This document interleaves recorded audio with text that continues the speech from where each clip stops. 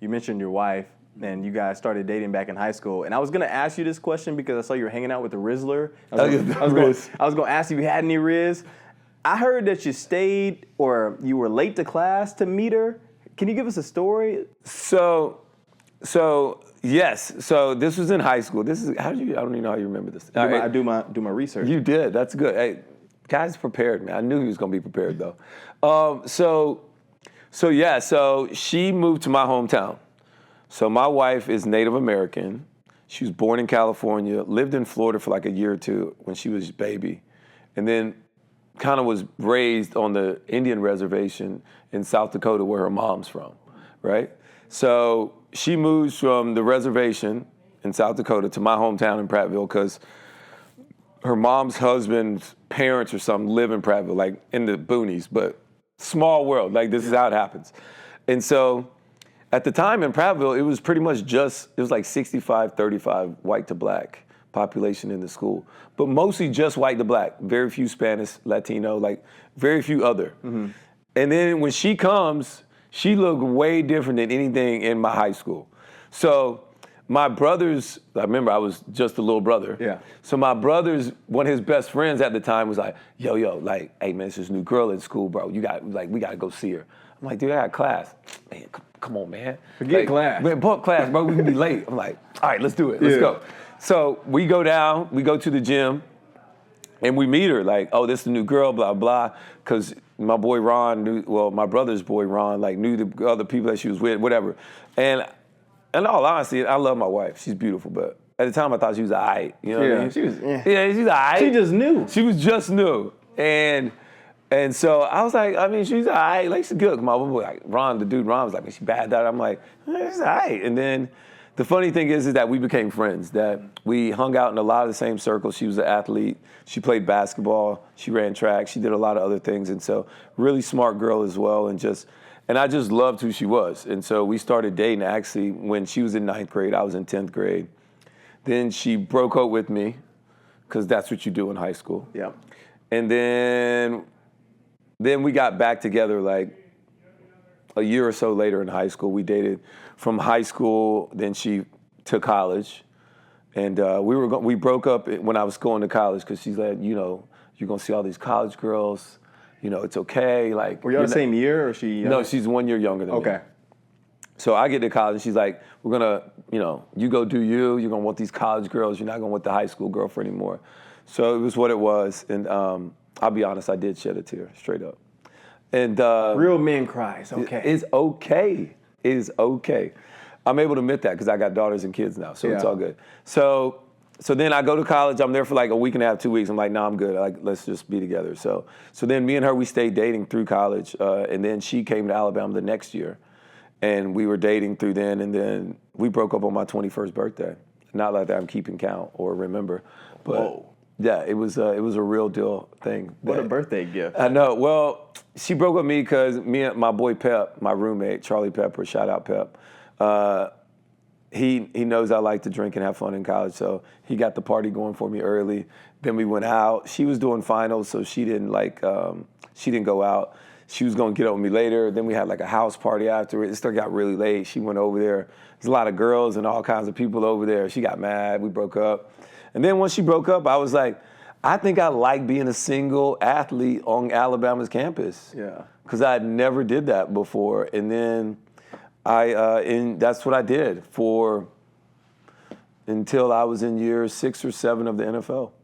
How was that? I would say it was glorious. It was fun to not be committed, truly committed. Mm-hmm. I had some girls I dated, but I wasn't committed like that. And I think it's okay. My wife, she did her thing and was dating other people. I did my thing, dated other people. I think it's good to, live life and see what life has to offer. I went from getting drafted in New Orleans. I tore my ACL my rookie year and got to see a lot of the city because I wasn't playing. And so I got to hang out, and New Orleans is a great place to hang out. And then finally getting back healthy and playing, and then I just got to experience a lot. I won a Super Bowl in Miami. That was fun. That's the best place to win a Super Bowl, to be honest with you. most people don't think about this, but when you win a Super Bowl, Justin, you got to understand, like, by the time you get out of the game, it's like 11:30, 12 something at night. And so a lot of places, when they close at 1:45, 2 o'clock, that is not where you going. Miami don't close. So I know. I went on my friend's bachelor trip in Miami. Shout out Tiger. But man, shout out Tiger. I didn't go to sleep. I'm telling you. I went straight from the club to the airport. And my friends that know me, if you get me out, it's on a rare occurrence. And I was having a great time. Yeah, it's easy to have a great time there. And so it was like, and at that time, like, I had all my boys from like high school. Okay. Because I didn't have a girl that was with me or anything. And so all my boys from high school were there for the game. My parents, my brothers. It was just like us. And it was great. And so being able to do that, then living in the off season in LA, and I'd rent a place out there in the hills, and that was like my off season training. But I also got to hang out. So like seeing that the West Coast side of the world, totally different out here. That's also where I gained a lot of confidence too, because in the West Coast? On the West Coast. Yeah. They like me out there. So it's real easy. And so, but then, I also going to London as an NFL player. And when you go to London as an NFL player, they're not used to, like, American black men look different than European black men. Mm-hmm. European black men look a little bit more African than here in America. So it's just like different swagger, different everything. As far as like when you go to these different places and seeing the whole world, when you're just a 20-some-year-old single guy with money. Yeah. Even when I went back to school, because I came back to school and got my degree. Shout out to you, because a lot of people need to do that and don't do that. I've only been to the West Coast. Well, I've only been to L.A. once. Did my UCLA visit. And I actually took a visit to Alabama. And kind of a funny story, it was the Ole Miss-Bama game 2021. And I'm sitting in the stands. And here comes Roman Harper. And you sit like maybe 3 people down from me. And I'm like this, me and my dad, I'm like, dang, that's Roman Harper. Because when I was like 10 or 11, it was Cam's first year. And they played the Saints in New Orleans. It was a New Year's Day. And I went to the game. And I don't know if it was before the game, but y'all had y'all's helmets off or something. And I was like, who's the guy with the gray hair? And I started going through the thing. I'm like, oh, this is Roman Harper. And I still got it at home. I don't know why I didn't bring it. But that's a little flashback. So if you guys can't tell, I was really excited to do this sit down, little flashback moment. But for you going through that time from the high school to college, early dating, going through a little bit to your career, what made you guys come back together? Okay, I'll tell you, being 1,000 with you. So literally, I'm in LA, and I literally have everything I've ever wanted in the world, and I felt the most empty I've ever felt. I'm renting a house in the hills. It's a multi-million-dollar house, and I'm being with this girl or that girl, and it's everything I ever thought, from like, being able to get with like a Lakers girl, or then all of a sudden getting with like another basketball team's girl. And like, I'm living the life. I'm the highest paid player in my position in the NFL, and I feel empty. And so at that point, I stopped trying to do whatever I'm doing, and I really started doing a lot of praying for the first time probably in a long time. And trying to figure out what does God want for me? Like I thought this is what I wanted my whole life, and I feel terrible. Mm-hmm. Like I'm just very, very empty on the inside. And so I'm out at a dinner. I feel like I was around, like just in a dark place. And I'm praying, and I'm just like I don't know if I'm supposed to be here. What do you want? What am I supposed to do? And I felt like for the first time I heard God ever talk to me. This is the only time I've ever heard him speak to me. And he told me I need to go get my girl. And I said, what girl?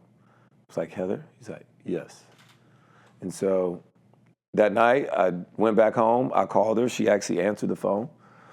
And we started talking. I started to try and get back with her and try and talk to her and rekindle some relationship, because we were not like that at all.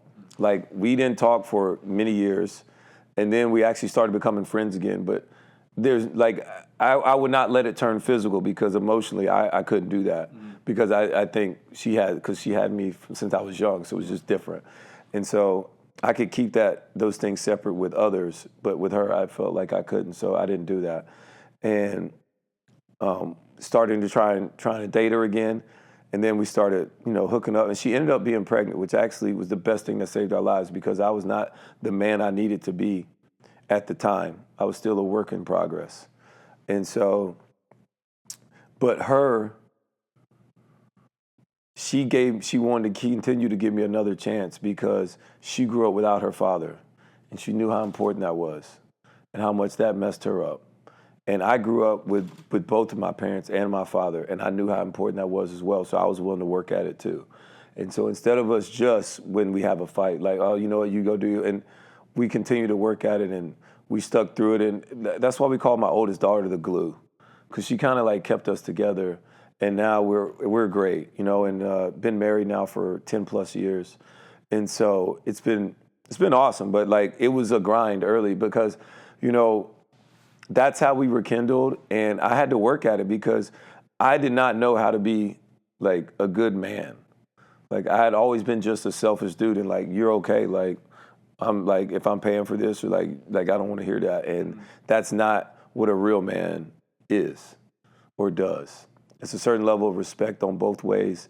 It's love, respect, it's encouragement, it's nurturing, and so. I've learned to be a better man, and I applaud myself for the growth and what it took to like be faithful and take that real step and make sure that every decision that I make is respectful to my wife and my children and everything I'm trying to build with them. How much humility did it take for you to be able to pick up the phone, number one, or just like that worriness? Because, I mean, you talked about you heard God speak to you once. I feel like I've heard God speak to me once like that before as well. Uh-huh. That's a story for another day, but being obedient is huge. Yeah.